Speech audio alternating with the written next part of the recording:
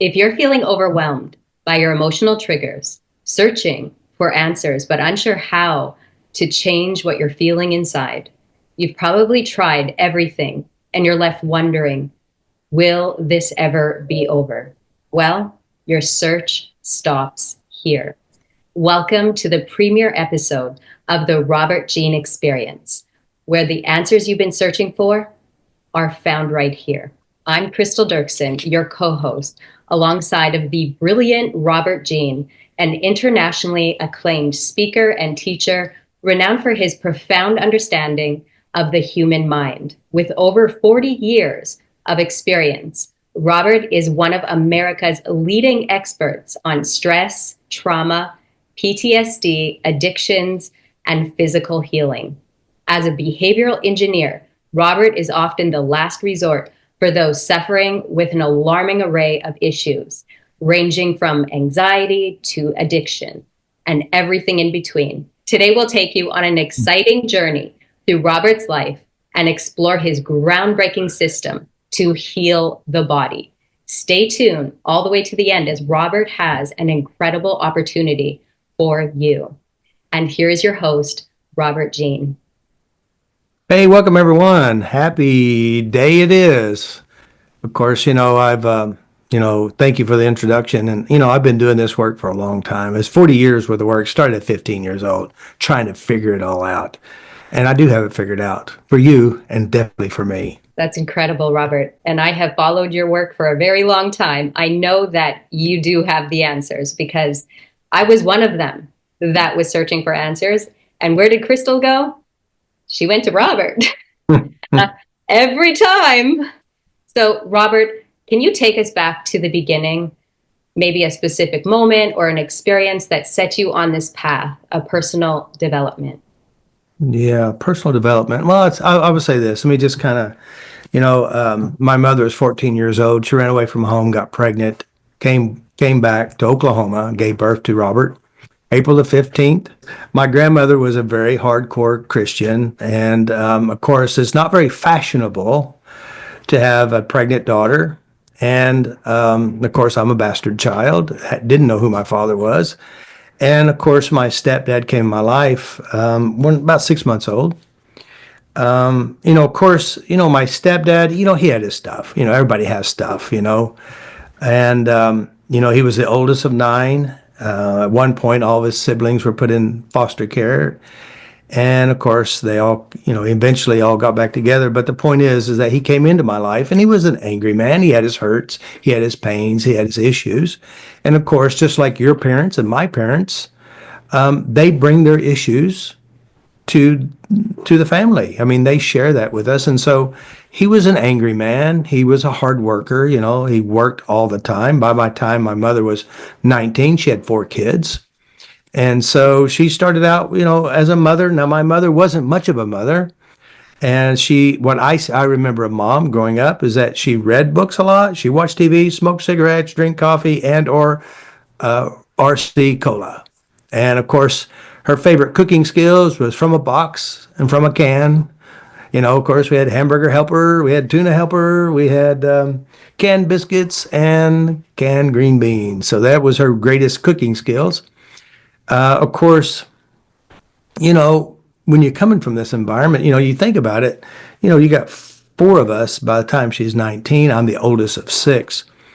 And, Dad was an angry person, definitely had a lot of anger. And of course, when Dad drives up into the driveway, we didn't run to the door to see Dad. We ran and hid in the bedroom because it was safe that way, And that's where I grew up in. That was my life. Now, granted, we had good times too.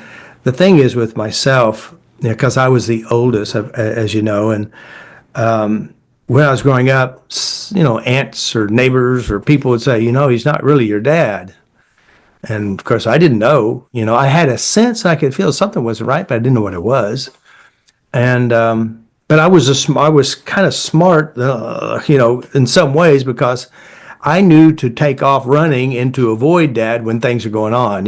So I learned I had a great coping skill was to be quiet, take off running. But that's my lifestyle growing up as a child. Now we weren't very smart kids because again, we were on food stamps, and I joke around and said, "You rode the small yellow bus to school." I actually did. I really did. No helmets involved though, but we did ride the small bus to school out in the country. Because I remember in kindergarten or first grade when we learned how to spell. I remember sitting at the desk, and the teacher wrote these scribbles on the chalkboard. She said, "Robert, this is your name." Of course, I didn't know anything about letters and all that stuff, so I learned how to write my name by looking at the chalkboard. Robert. So that's some of the things that I started out with.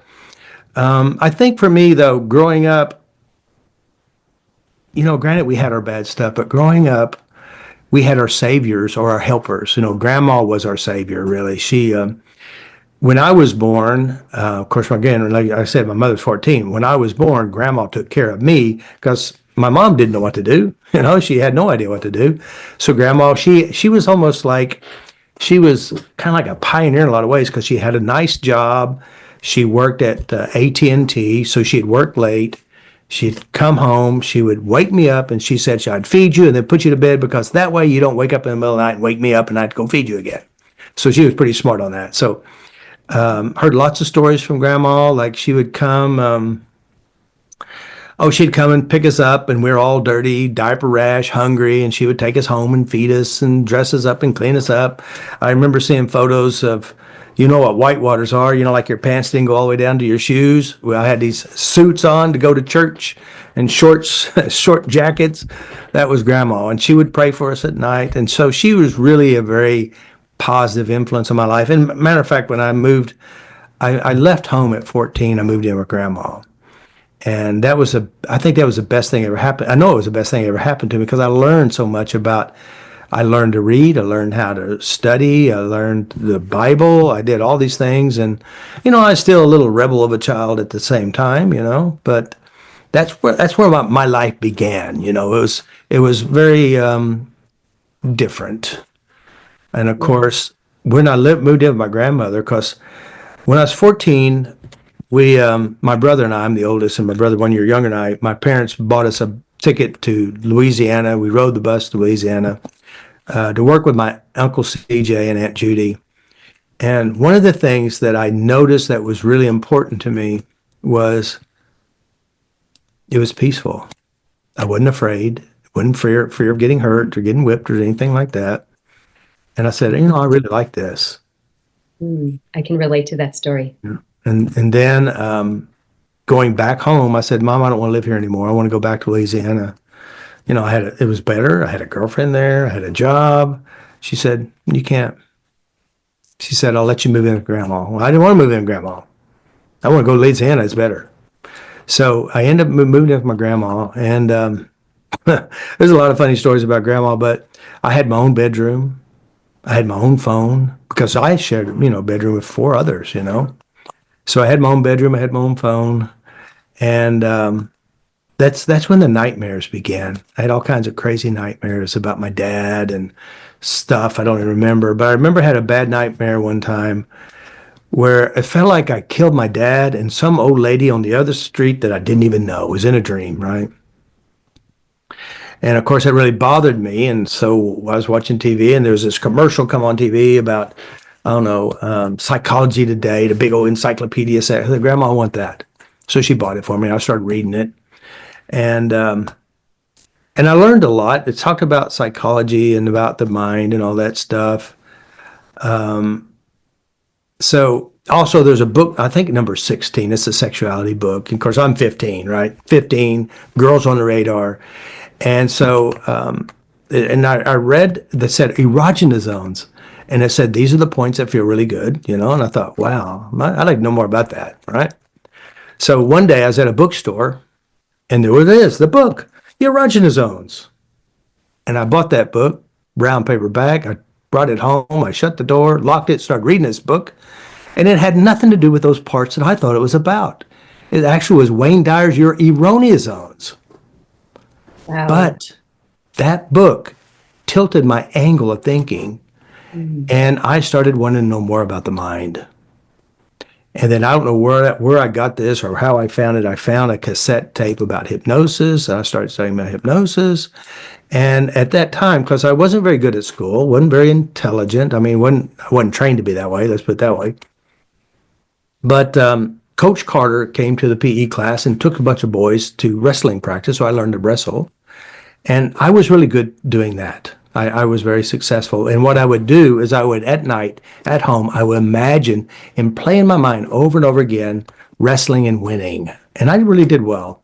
One time we went to a tournament, you wrestle about 5 times or 4 times and you're a champion. Well, I was a champion. Every time I would go in the match and I would win. And I wrestled 4 matches and I wrestled the total amount of 3 minutes for the whole day. I went in there and took care of business and I won the tournament. So for me, and that does say a lot about me because I'm very serious about getting things done. I work hard. I want to cut out the fluff and get right to the stuff. So that's my motto, and that's why I created this system that is very direct, very simple. It changes the real cause. And that's how I got to where I am today. Now, it took a long time to understand and to practice with people. So that's the big changer in my life is that book, Wayne Dyer, Your Erroneous Zones. And then I started searching for more. Of course, again, Grandma, like I said, she was a very, very smart woman. She said, "Would you like to learn to drive the car?" I said, "I'd love to drive the car." She had a 1974 metallic blue Gran Torino 4-door, right? I said, "When do we start?" She said, "Sunday morning, Sunday evening, and Wednesday night, all the days that the church doors were open." So guess what? I learned to drive. Now I ended up going to be in church, and of course, I'm not really the churchy type of guy, but I had problems, nightmares and stuff. And so I did what the preacher said. I cried and all this stuff and asked God forgive me. I felt better, but the next day it all came back. And I'm going, these guys must not know what they're talking about. So I said, "Grandma, will you buy me a concordance? I want to start studying the Bible myself." So that's what I did. I did word searches and come to find out I was right. They didn't know what they were talking about. Because Jesus didn't make Christians, he made disciples. Disciple is a student of truth. And that's what I've become, a student of truth. And so from that point on, I just kept studying and learning and addressing and changing. Of course, when I was 22, I wasn't 22, I was probably 21. I was working at a van company, customizing vans, and he invited me to his church. And that's when I met my wife, Anna. And he introduced me to her. And so, like a year later or so, we got married. And before we got married, she did say, I was sexually abused by my father. And of course, I didn't know what to do with that. They had to deal with my own abuses too. So we just, moved on. So it was the best relationship. And I'm going really fast here, but, it got to the point 18 years into the marriage, things were coming up in our relationship. It was not good. And I said, Anna, it's that stuff, that stuff that happened to you. That's why all this is happening. We need therapy. And so that's when the search really began. Around the same time, I bought a tape series by Anthony Robbins, Your Unlimited Power. Now, basically, Your Unlimited Power was the mechanics of the mind, which is NLP, neuro-linguistic programming, which shows me how the brain works. And I listened to this thing, I bet 100 times or more. 100 times or more. And of course, at that time, I lived in a 14 by 80 mobile home. Back behind the mobile home, I had about 40 junk cars, which I had bought and I sold, parts and pieces, etc. Then I bought another tape series by Anthony Robbins, a 30-day series, and it's basically building your wealth and building better quality. And one of the things is he taught me, or I learned from him, is that learn to be an investor. Investing in your mind, investing in your world, investing financially.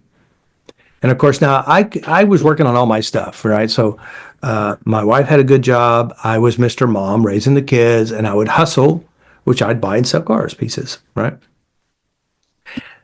Then from that, a guy across the street had bought a piece of property and told me about it. Said, "Yeah, I just bought this property right across the street from you here for $1,100." And I paid $11,000 for mine. I said, "How'd you do that?" He said, "I bought it on back taxes."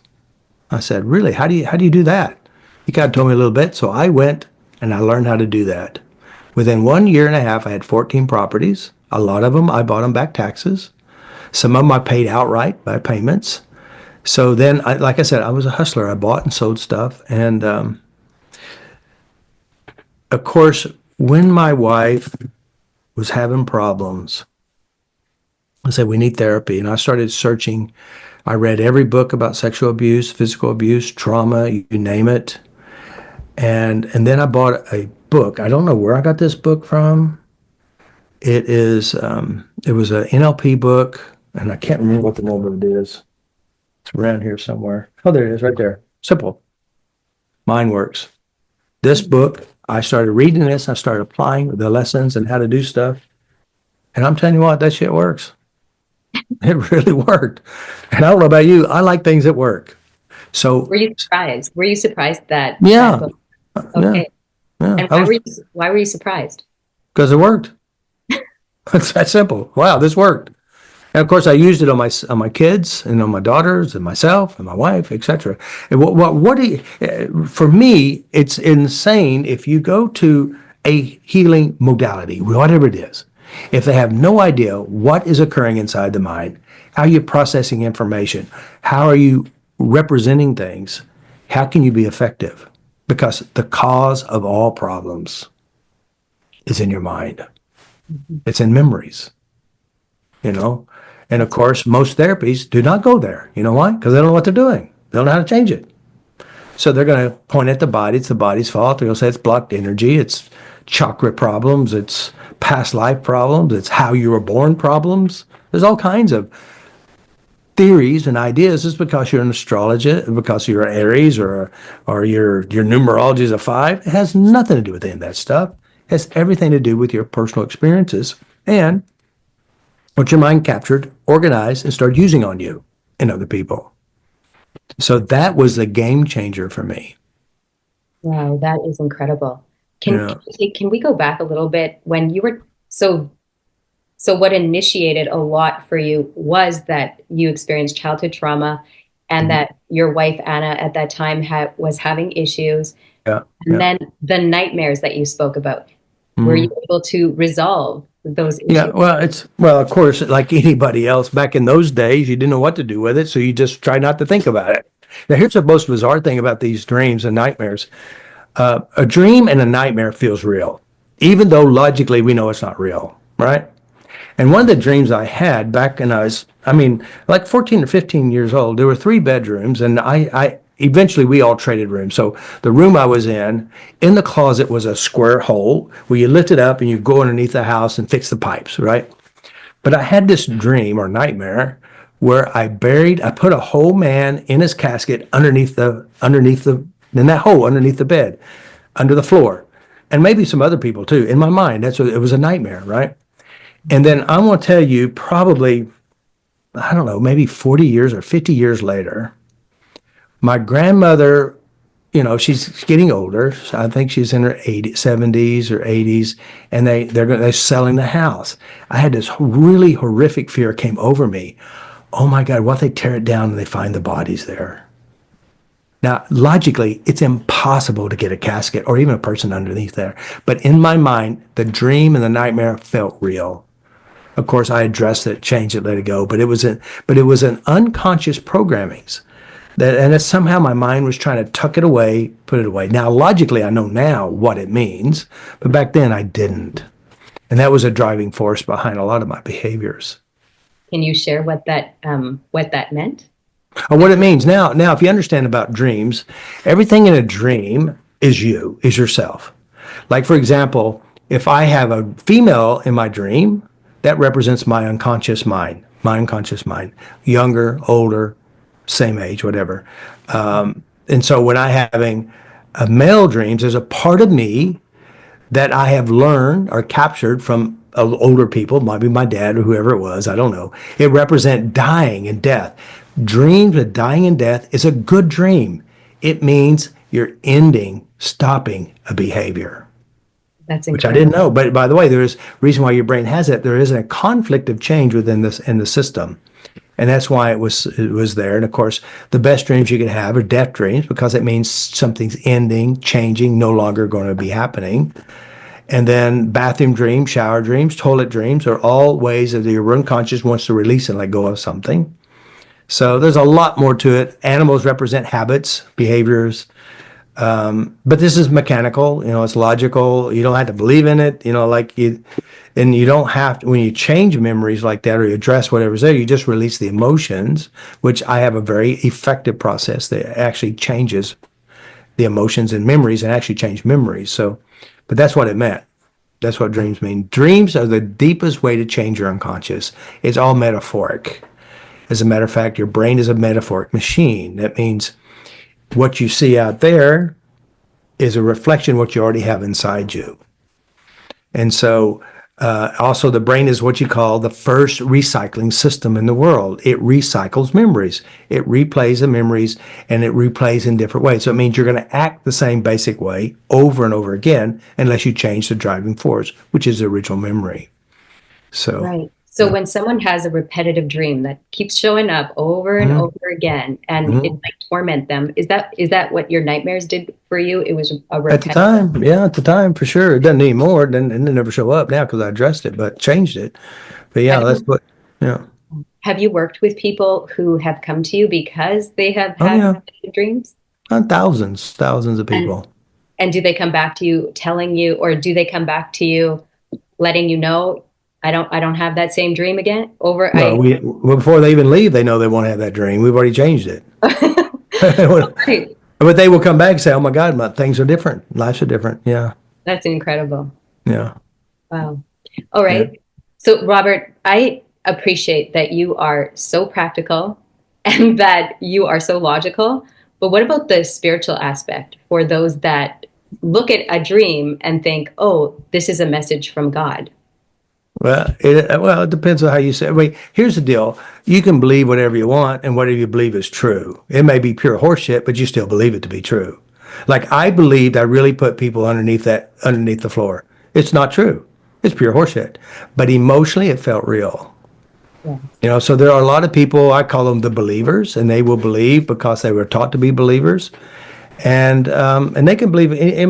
I was raised Christian, Pentecostal Holiness Assembly of God, the top shelf, the regular, not the low shelf. Just kidding, but biblical studies my major in college, and at one point, my wife and I we went to all these different churches, and Jesus does things differently in each one. God can do this in this church and not in that one. So, Yes. so everyone who believes a part of that system is true to them. Mhm. It's 100% true. It doesn't mean it's really true, but to them it is true because of what they've been conditioned to believe to be true. Now, since I'm an expert at beliefs, I know how beliefs works. I know how to adjust beliefs. Every belief that we have is internally created based on references and experiences, and they're adjustable. A fear is a belief. It's a belief system. Absolutely. Yeah. Have you worked with people who have held such a strong belief that they did not want to change it, whether Oh it's like yeah. belief Oh, in yeah. God and even if it made them sick? Let's just say this. I don't care what you believe. It's your business. But if you got a problem with your belief and you want some help, I can help you with it. So, there is a unconditional positive regard that I operate from. That means if you believe something, that's your business. I don't care. You come to me and I want to help you. I'll help you make the changes. Now, the sad thing is that I do make changes, or it's not sad, but the interesting thing is I do make changes and the changes have amazing ripple effect. It Mm. starts shifting a lot of areas of your life. I remember this woman come in. Now she came in and she had a lot of physical, emotional, sexual abuse, and she was a lesbian. And so all I did was work on her abuses, her traumas, the beatings, the hurts, the letdowns. And at one point she says, "You're screwing up my gayness." I said, "Well, I'm not trying to. I'm just making adjustments in the bad memories." But see, every decision we make is made based on something inside of us. And if you make an adjustment at that something, then all of a sudden your actions will change, your behavior change, your beliefs may shift and change, or you may, the whole world will be different for you. So it's just a belief, and the beliefs are very malleable if you know the ingredients, and it's pretty simple. So you often discuss neuroplasticity. Can you explain what that is and why it matters? Well, it matters because matter is inside of the mind. The mind is a learning machine. It's designed for learning, and neuroplasticity means the ability to change. It changes all the time anyway, even if you're unaware that it changes. It does. And so with neuroplasticity, we operate within the mind's operating system, and we make a fine-tune adjustments in the memories. Therefore, it creates a shift in your behavior and even in your body. So neuroplasticity is simple. It's the mind's ability to adjust, change, and update memories and references. That's incredible. Incredible. Yes, incredible. Okay. For people that are unfamiliar with the term Eutaptics, I'm going to start it like this actually. So your company, is it a company? Yeah, Skills of Change Institute, yes. Yeah. So your healing system. Yeah. So Robert, your healing system. No? Well, I would say, I mean, I know you call it a healing system, and in a sense, it is a healing system, but I would say a transformational system. It transforms lives. Okay. Yes, people use my system and they heal their bodies from severe illnesses, and it's easy, basically, it's easy to know and easy to identify. The work is involved in changing the reasons. But yeah, so we do make big changes, and people will heal their bodies. And we have loads and loads of real live testimonies of individuals with severe illnesses, Hashimoto's disease, blood tested there, blood tested gone, lupus, blood tested there, blood tested gone, inability to walk, now they're walking. I remember Ronnie, she had an implant in her hip, and her testimony was on YouTube somewhere on my channel. And she was in a wheelchair. She couldn't walk. And then she went to one of my students. She spent 3 or 4 days there. Then I was in Greece, and came to Greece to seminar. And like I said, she's in a wheelchair. And I pulled her up a couple of times in the seminar, worked on her. She booked sessions, and I did some sessions on her. And Friday, she was out dancing on the floor at the restaurant that we went to. Now, was her plane completely gone? No, but it was way, way less. She could actually walk and dance without a wheelchair. And it's true. It's 100% true. There's people who have like severe pain, jaw pain, TMJ pain, or nose pain forever. By merely changing memories, the body follows the memory change.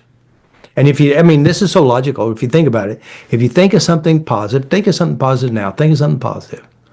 When you think of something positive, how do you know it's positive? You feel it. The body follows the mind. If you think of something negative, when you think of something negative, you feel the negativity in your body. The body is a servant. Now, there's a misnomer out there, and it's very broad, that the body keeps the score, which is not true. The body expresses the score. The scorekeeper is your mind, your memories. And so when people keep looking at the body, now it doesn't mean that you can't go get a massage and your body feels better. It does, because the mind and body are connected. But the fact is, the body is innocent, and it expresses what's holding the mind. There was a woman at the gym that I was working at. She walked with her tail tucked underneath her, as if like she's walking with her butt tucked under. And we did a session on her. And what happened is her father kicked her in the bum, kicked her right in the butt, hurt like hell. And from that moment forward, that pain, the brain holds pain and uses pain to keep you safe. That pain, so she started walking with her butt tucked under so no one else would kick her. That's unconscious. It's not, granted, you see it physically, but the brain is trying to use the body to protect you. So when we started addressing the memories being kicked, she started walking with her butt underneath her instead of tucked under. So, and there's lots of stories with that. There's a woman who had TMJ pain, hundreds of sessions, hundreds or thousands of dollars spent on surgeries, you name it, chiropractic, trying to get this pain, and they can't find nothing but the pain's there. So she booked a session, And so we started working about her history. And one of the things, her dad, he would just whack, had to be on the exact same side of the jaw that he got slapped, that she felt the pain. We changed the memory of pain, the memory in her body left. So the body is a servant to the mind. So one of the things that I hear from your students is that you were their last resort. You were the last person. They were Now they try everything else except for what works, and then they find me. and they find you. And Mhm. and can you tell us, can you give us a story or tell us a story regarding one of those people? There's so many of them. Lots of them. Well, it seemed like everybody has the same story. I tried everything, you know. I said, "What have you tried?" There's one woman specifically. She ayahuasca 3 times. Yeah. No, I Oh, said, "Well, yeah, but what bad thing is major trauma because of the ayahuasca. You know, fall off the yes. toilet, getting hurt, puking, and crapping on yourself at the same time. There's a lot of that, and but see, remember, they're trying to find spirituality. They're trying to find something. My view of spirituality is mental clarity. That means being the janitor of your own mind, managing and monitoring and changing and adjusting everything inside you till it's all good. So again, they try, rebirthing therapy. I never heard of this before. This woman, she so I did a presentation at the Namaste group, which if you don't know what Namaste group, these are a bunch of woo-woo people, speak to dead people, read cards, and do spiritual stuff, I And of love course, it. I did a presentation. I went up front, and I pulled this woman up and made amazing changes for people. They just saw how powerful that was. And I said, listen, guys, I'm doing sessions, so 2-hour sessions. I'll be here the next 2 days while you're here. And so I was booked up to 10 o'clock, from 9 o'clock to 10 o'clock, 3 days in a row. And this one woman, an older woman, a little skinny little thing, and she came in the door and she goes, I only got one problem, so I gave my other hour away. I go, great. What was it? She goes, I can't have an orgasm if I hear any noises in the house. I go, in my head, I go, oh, that's really great. And you gave your second hour away. Very smart. So the first question I ask is any inappropriate sexual behavior towards you? And all of a sudden, this woman, little screen, little thing. Now I'm in a hotel room. The walls are paper thin. This woman starts to scream as if somebody's beating her. And I go, oh shit. So I'd tap it on top of her head and say, hey, that's right, get it all out, let it all go. That's right, get it all out, let it all go. Say, hold on a second. Where'd you get those shoes? She goes, huh? Yeah, where'd you get those shoes? She said something. I say, that's good. I do a little tapping around on her, eliminating all sadness, fears, etc. Deep breath, pull it out, peace. I said, now go back again. So she went right back in there. She started screaming, but the scream was less. Each time I do that, where'd you get those shoes? You bought 1 pair, 2 pair. And by the time I'm done, boom, the memory doesn't hurt. I said, go back and make it bother you. He goes, I can't hardly remember what it was. And I definitely didn't know. I said, well, what do you know? She said, well, I was a little girl. I was a little girl and I'm running from the woods half naked or naked. It looked like my grandma died. That's all she gave me. I said, can you make it upset you? She said, no, it's over. I Wow. said, but try to make it come back. I mean, she was just screaming, and I didn't know what it was. She was just screaming out loud. And so I said, what have you tried to work on this? She said, Sonny, I've tried it all. You name it. I've been to Esalen. I burned it. I put on balloons. I beat the furniture. I screamed. I even went to the big vagina, fell into the swimming pool. I go, what is that? She goes, rebirthing therapy. I said, okay. But see, again, when you're hurt, you'll stand on your head and whistle Dixie. Hopefully it'll go away.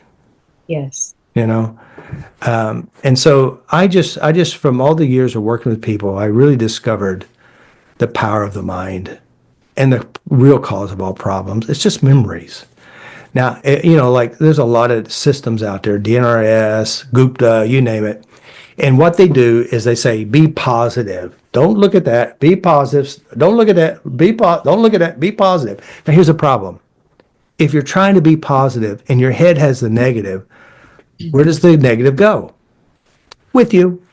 That's why you're always going to be swatting flies in the dark, thinking hopefully it'll get better. You may feel better for a while until you go back to normalcy. It's like dieting. Dieting is the worst way to lose weight. It's a great way to gain weight. Because if you're dieting, you're going to restrict the food. No, no, can't have that anymore. No sugars, no sweets, no none of that. No, no, no, can't have it. And then you're jonesing and you're slobbering all over yourself when you see somebody eat it. And yet your unconscious knows that you like to eat sweets because it connected to love. Love with grandma. It gives you comfort and soothing and all this stuff. So the monster is that there's unconscious programmings that make you do what you don't want to do because it thought it's the best at the time when you learn to do that. And so what we do is we have to make peace within the mind. When you make peace in the mind, you don't need to diet because food doesn't mean much to you unless you're hungry. Mm-hmm. And you can lose weight without even dieting or exercise because you're taking control from within you. Sweets doesn't call your name because they don't have a voice. Sweets don't love you because they can't. They're cooked, right? So there's a misnomer of this stuff, you know. So the cause of all problems is memory. Right. So when you, so going back to the hotel room, when you were Mm-hmm. working with that woman and she's screaming and Mm-hmm. she looks down at her shoes and you interrupted her trance, did you Mm-hmm. know what you were doing? At the time, I didn't know. I just knew she was not in a good place. But it was enough, and I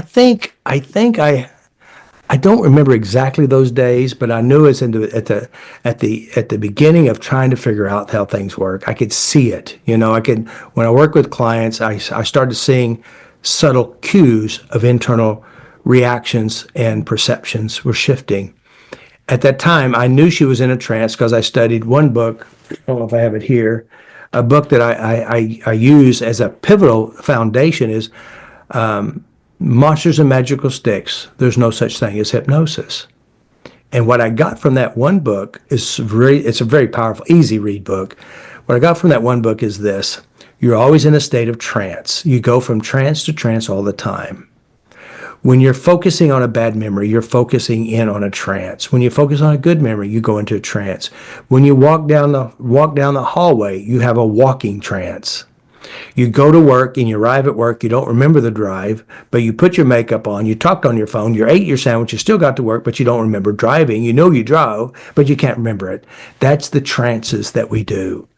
You know, there's a thing that Paul said, you know, my spirit is willing, but my flesh is weak. I do what I don't want to do and I don't know why. The reason why is because of programmings. Yes, You know, absolutely. consciously I want this, but unconscious says, we know better. Yes. And So that's why you keep repeating the crazy patterns. exactly. Yes. So Robert, I really think that everything that you've put together is brilliant.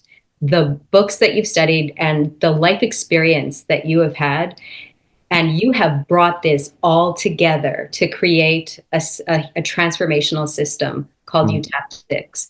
Yeah. How would you explain that to someone who is hearing this for the very first Yeah. time?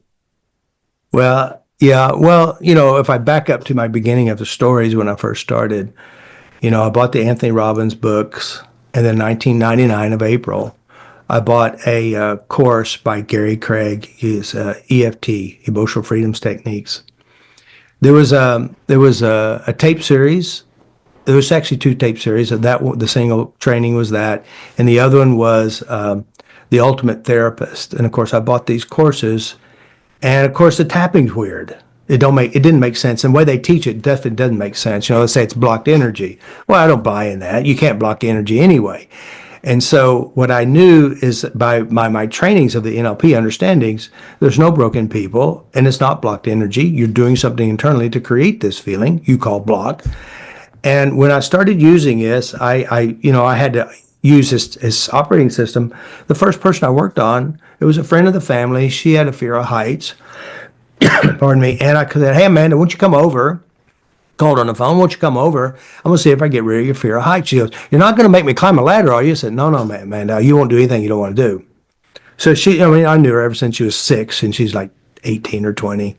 And she comes over and I say, "Hey, Adam, that's my son. Will you go get the ladder?" She screams, "No." I said, "Amanda, you're not going to do anything you don't want to do.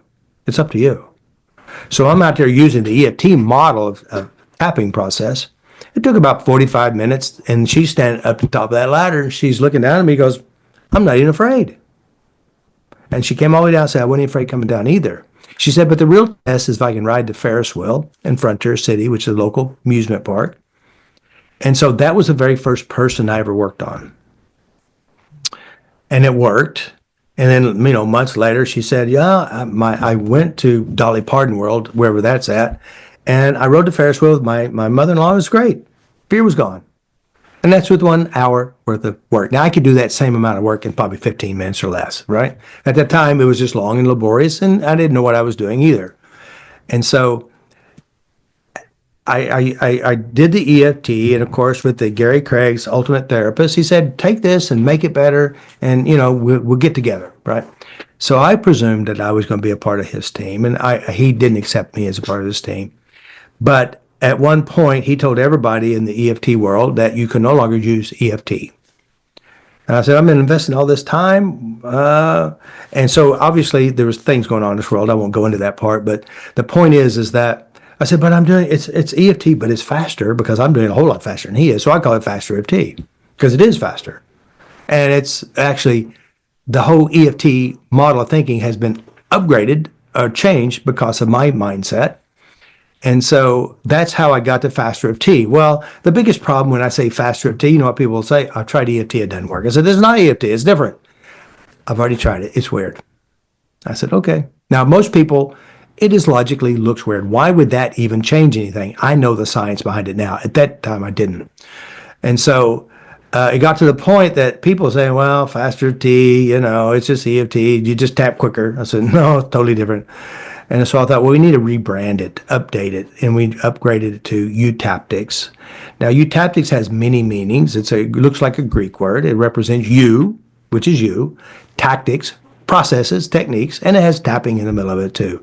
But my system is not about tapping. We use tapping as one of the skills. My whole system is thinking, how your brain works and how you mechanically operate within yourself. And that's the true cause of all problems, memories, and our childhood and life experiences. If you can change those, you change everything. So that's what Eutaptics represents. Plus, Eutaptics, it sounds good, Eutaptics. So, in what ways can Eutaptics empower our listeners to take control of their lives? Well, the way to take control is understand where the controls are. If you don't know where the controls are, it's almost like, I bought a brand new Dodge truck. I've changed 100 tires or more in my life. I got a flat, brand new Dodge. Now it's got all the bells, leather, you name it, it's got everything. I know how to change tires, so I go, "Where's the jack?" I couldn't find the jack anywhere. I couldn't find anywhere. I found the tire underneath the back. I couldn't change a tire because I didn't have the tools or the knowledge of what to do. And that's what I do it's very simple. When you understand how you do it to yourself, you can undo it to yourself. It's that simple. Yeah, that is so incredible. But Robert, there are so many people that don't know how their mind works. They're living in this body, they have this mind, and they have no idea what they're doing. They might be stuck in religion. Like, what would you want to say to those people that are really lost? Yeah, well, there's hope. All you have to do is start watching my stuff. I have a course that will change your life. It's called You Can Change Yourself. This course is the game changer for your whole entire life. Now, the biggest problem with this course, it's honest. It's going to tell you where the problem is. You know what? You don't want to know that. It's you. You're the problem. It's not intentionally you because your brain captured memories and references, and it drives you to do what you said you don't want to do. So the scariest part about it is that we've been running our whole life from our inner world. And that inner world wins. There's a saying, a divided house will fall. And so if you're divided and you don't know how your brain works and you can't operate your brain and you can't, this amazing machine between our ears is an amazing law of attraction machine. Have you ever noticed that? Think about it. Haven't you ever noticed that your problems seem to be everywhere you go? And you keep finding the person just like the person you didn't want in your past? That's the amazing part of your unconsciousness. But knowing how to make the fine-tuned adjustments, you stop repeating a pattern. This is a life changer for the rest of your life. Having the ability to know how to change what creates the problem. The biggest thing I hear people, "I have this problem, but I have no idea where it came from." And I know where it came from. Your brain. Now, there's references that you don't know how to find, I'll show you. I have the art of change that will show you how to find it and give you the roadmap to go clean it up. And it can be changed. Easy. You know, if you think about it, we're talking about 3.5 pounds of matter. That's not that big. You know, they say, oh, it's going to take forever. Not really. Now, if you have a spoon and you got to dig a ditch 100 feet long and 5 feet deep, you're going to take forever. But I don't have a spoon. I have a ditch witch. They will cut that sucker down and you'll have a ditch in less than 30 minutes.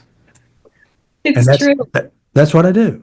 Yes, it doesn't have to take that long. So, Mm-mm. so there's Mm-mm. many people out there that have tried lots of different modalities, and Mm-hmm. they have found that they're stressed out. They don't like going to their therapy sessions because they find that they leave and they feel miserable. Oh, yeah. Oh, yeah. I heard that story a million times.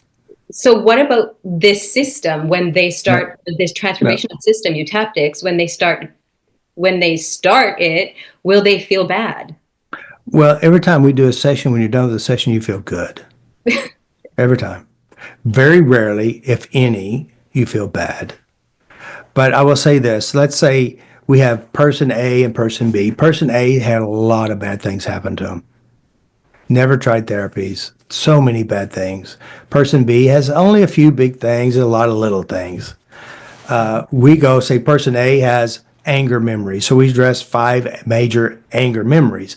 Anger's gone way down, but not completely gone because you got a 950 memories left to change. And that doesn't mean you have to change all of them, but a lot of times when you change some of the big ones, a lot of the little ones disappear. They lose power. So there is a great opportunity to know the self, and it really is. If you believe in spirituality, this is true spiritual work. Because what is spirituality?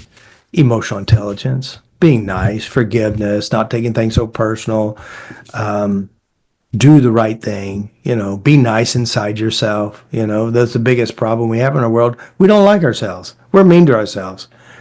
So and of course, if you don't like yourself, one of the guys I like really well, and I studied a lot from him, he said, you'll love your neighbor as you love yourself. That means you'll love them as you love yourself. That means you got to love yourself first. And if you have anger and judgments inside you, guess what you're going to do to your partner, your ex-partner, the guy next to you, or somebody? You're going to give them what's inside you. So you learn to clean up your inner head and you become more spiritual. Or if you don't like spirituality, you become emotionally intelligent or just a very smart person. Mm, Being in control of life is really smart. You could have 5 PhDs and still be in prison because you're emotionally stupid, you know? absolutely. So, Robert, in your experience, what are the common roadblocks that people face when they try to heal?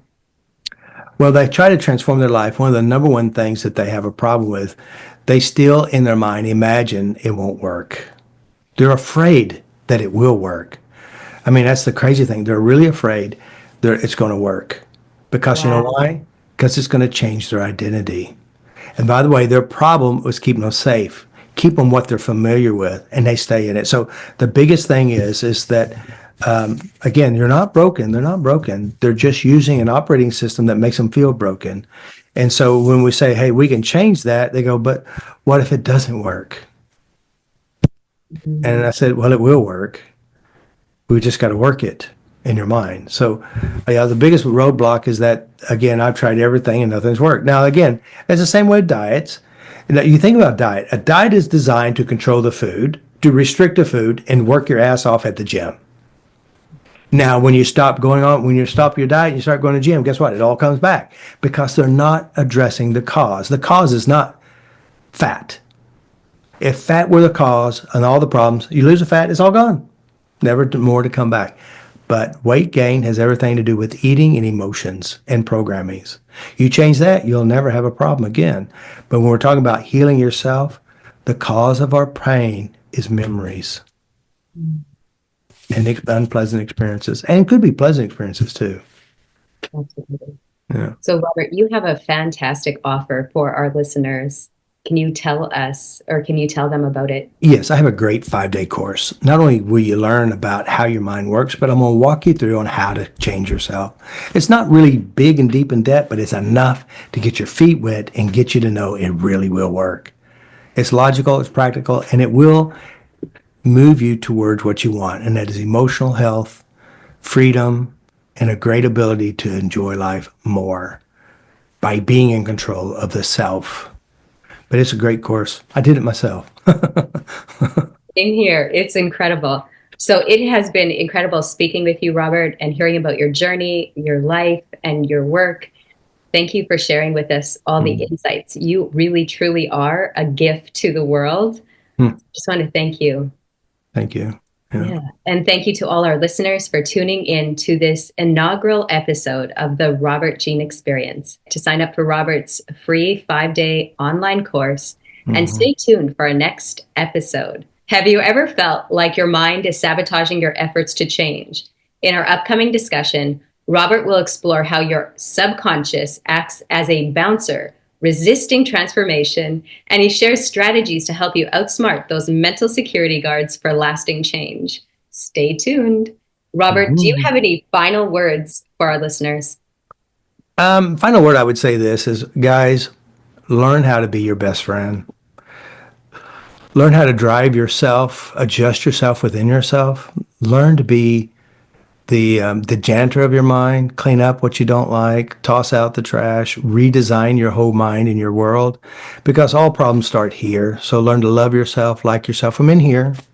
And what you practice in here, you're going to do to other people. And people need positivity, and they need you too.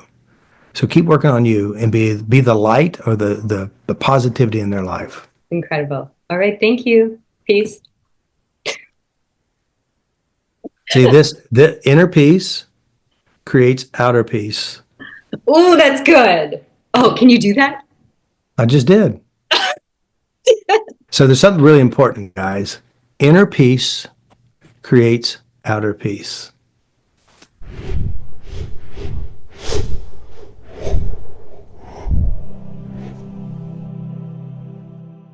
Are you the one who's always been looking for some way to solve the problem within yourself? You tried lots of therapies, you name it, you tried it all, and still trying to find that one thing that actually will work, that actually changes the real cause?